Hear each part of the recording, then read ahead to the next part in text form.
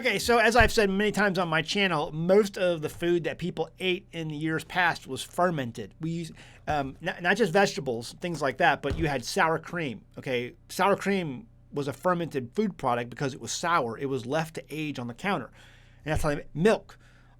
Everything we have today. I can't even say that word. I can say milk, but I can't say that phrase. So I use Clim. Clim. It's that phrase spelled backwards. Okay, Clim. Do I still have the card? It was by. Oh yeah, here we go. Yeah, here we go. Right there. JSGenesisDesigns.com made that sign for me. If you want one, you can look up their website and get one. Clim. I don't know if they're gonna. They may offer T-shirts at some point. I just don't. I'm like, hell of a time. Okay, all that to say, everything used to be fermented, and including meat. And so the meat I have hanging in my pantry right now, I have lamb quarters hanging in my pantry, and they're drying fantastic. And I've got a lot of my patrons doing the exact same thing with lamb. I think they're doing pork, some of them, goat and deer, venison. And I think one person might be doing part of a beef. So all that to say, people are encountering a lot of issues sometimes with mold, depending on their environment and the moisture content of their home that they may be or space, wherever they're hanging this at. And I wanted to show you an email that was sent in by one of my patrons, and I want to make sure I drive home the point that mold, just because it's mold doesn't mean it's bad. Just because it's mold doesn't mean it's ruined. We have been conditioned to be germaphobes out the wazoo in our day and age today. And that's just not the way things are. I mean, bacteria is what makes Perfect Pickler good. Okay, you're using salt, a salt brine, lacto-fermentation to kill off the bad bacteria and allow the good bacteria, the bacteria that's going to benefit our gut health, to grow. And so you can find that at perfectpickler.com. All of my videos are sponsored by theperfectpickler.com. I am the labor overlord at perfectpickler.com. You can go to the About page on perfectpickler.com and read all about my labor overlordship and how I make things run here at perfectpickler.com. Anyway, so yes, I ferment, and I'm a probiotic factory here in all sorts of ways. Most of the food was fermented, and including this too. But let's take a look at this message, and we'll go through it. This was sent in to me by Manola. It says, update on curing my deer leg hindquarter. I trimmed it up good and did just what the girl said. Now she's talking about that video we did, our video that I posted from Pinch of Patience. Pinch of Patience did a video on curing a leg of lamb. And so the challenge that I put out towards my patrons was, hey, we're going to do the exact same thing. And at the end of your curing process, you're going to send me a picture of your cure, and whoever sends me the best looking one win. Now, it's just not the picture of the leg. I mean, they can dress it up, put some decorations around it, kind of like they do with like Thanksgiving and stuff like that. So what they'll do is they'll send me a picture, and whoever sends me the best picture, I'll pick, and then they're going to be awarded. I can't use the word win, really. They're going to be awarded, because there's lawyers involved over at Patreon. We can't do like contest. They'll be awarded the OUPES Mega 1 solar generator, about an $800 value. So one of my patrons is going to win that. And so that's what she's talking about. Just like what the girl said, I put on my second coat of salt today, the 6th day. I had quite a bit of blood, watery looking blood. Actually, I know it's right so far because it's not stinking. Yes, that's correct. I really think it will take longer than 15 to 20 days though, because hubby got a huge doe. I'm just going to play it by ear and see how it works out.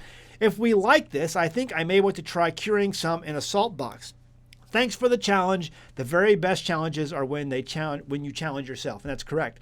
So yes, it can take 15 to 20 days. So what Pinch of Patience did in her video, she did 5 days, or she salted it, waited 5 days, salted it, waited 5 days, salted it, waited 5 days, 15 days total. But she says in the video, hey, listen, this isn't an exact science. You have to go based on the meat you're working with. Some meat, it's going to be different based on the animal, based on if it was frozen or not, based on just conditions in your home, whatever. So it's going to be different for different people. But you learn through experience, and so you'll kind of learn through feel and through smell and through touch and taste and all this stuff you're going to learn. And so she sent me this picture of her leg after that message was sent. And you can see that there's green mold on it, some blue-green mold, and some white mold on here. I don't see anything black mold on there.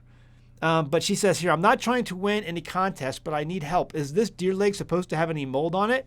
It doesn't smell bad or weird or anything, but it definitely has some mold on it. The salt is still drawing moisture out of it. I laid a piece of parchment paper over it, not touching it, but laid it loosely over my pan. Do you think that could have caused it? Then she writes, I went back to her video. I saw a button that said ask, and I asked, and it gave me a computer-generated message saying it was bad. Green, blue, or black is bad, but if it had been white, probably would have been okay. Darn, I wasted a whole leg, but I'm not going to quit trying. Wish me luck, Zach. Okay, back to the picture. No, this is not bad. I had a few spots on mine that were coming in with green mold, and I didn't want that to get started yet because I want that to get started at the end of the aging process. But this is not bad. This is still salvageable, no problem. And all you got to do is just take a little bit of salt, sprinkle the salt on that, and then rub out that mold. Okay, and then salt it again as you would normally would. But anytime a mold would appear on my leg, I just took a little bit of salt and then rubbed it out with my finger, and just it went away. And so far, it hasn't come back. At least on the ones. I have some white mold growing on mine right now, but I have no green mold growing. And green mold, blue-green mold is not bad. That's kind of like a penicillin type mold. And I always point out this charcuterie in New York that sells pork products, and almost the entire store, almost all the products in the entire store are covered in blue-green mold. In fact, it's the blue-green mold that gives you an enormous amount of that nutty, earthy flavor that people love so much when it comes to cured meats. It's one of the things that set it apart. You can do this and make any meat. People are like, well, I really like the taste of bacon. Well, don't you understand? People are like, I don't want to eat pork, but I really like the taste of bacon. You don't need to eat pork bacon to get that taste. It's a curing process that gives it that taste. And most people don't realize that because we don't cure anything today. All we do is buy the product in the store, and it's been cured with chemical nitrates and nitrites that happen much quicker over a shorter period of time, whereas the traditional process takes about 2 or 3 months at minimum. And there's some people who will hang meat products for over a year before they sell them or use them for food. And when you hang it that long, it's going to develop that cured flavor that people love so much. It's an amazing flavor that if you've never had it before, you really should take the time to learn that. But again, it just goes to show you most foods that we used to eat were fermented and provided very good gut health. This mold, if you're getting this on your cured meats, is not bad. Now, I wouldn't want this mold to be forming this early on in the process. If it does, it's okay. Just rub it out with some salt, okay, and then continue to do your drying process. And then, wipe it off with a paper towel if you want to. But I like to rub it off with salt because salt is abrasive, and that abrasive salt will rip up that mold off of the flesh, and then I just wipe it off with a paper towel, and it's fine.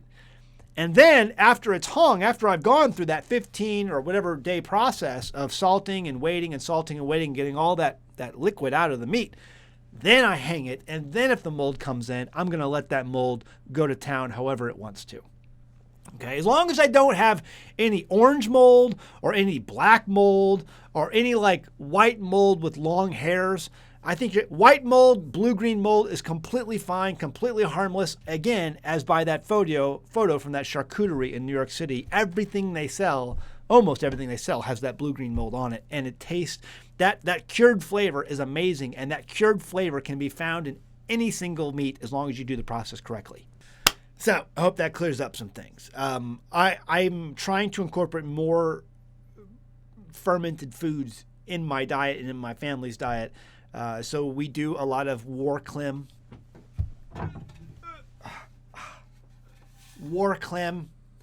kefir here at the Homestead, and then we do this. In fact, me and the boys just enjoyed a salad last night with some of our cabbage in it, fermented cabbage. And the way we make sauerkraut here is we include onion, garlic, and carrots.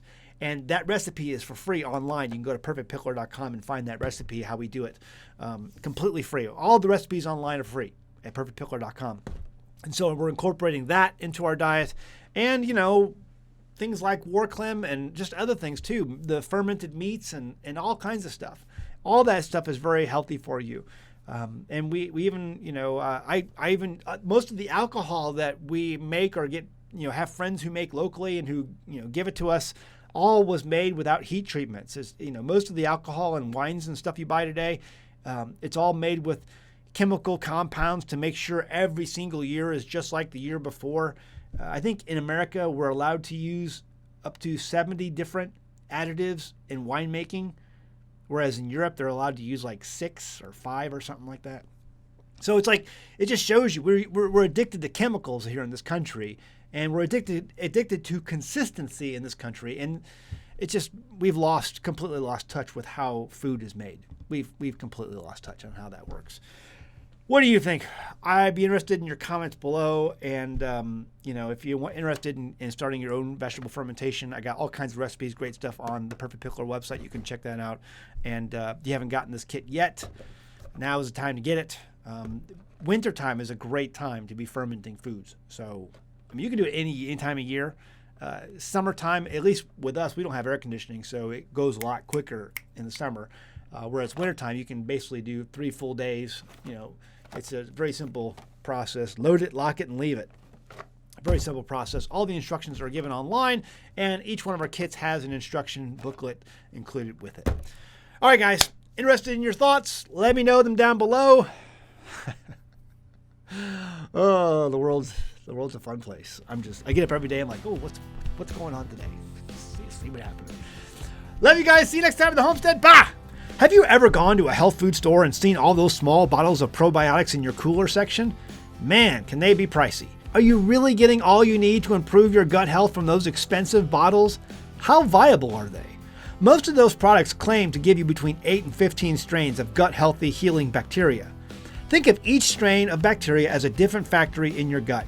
Each factory is responsible for breaking down that food in its own way. The more factories you have, the more the food is broken down and the easier the food is absorbed and digested by the body. A 2018 study published by the National Library of Medicine shows that one fermented head of cabbage can produce up to 114 strains of beneficial bacteria. That's a lot more food factories than you're getting from that expensive pill bottle. And that's just cabbage. Imagine the probiotics when you add garlic, onions, pepper, and more to that ferment. PerfectPickler.com and its home fermentation kits provide you with everything you need to get started making your own gut-healthy food factories from the comfort of your own kitchen. PerfectPickler.com even provides a jam-packed recipe book with many of our kits. Visit PerfectPickler.com and start fermenting your own veggies to begin your journey to better gut health. That's PerfectPickler.com.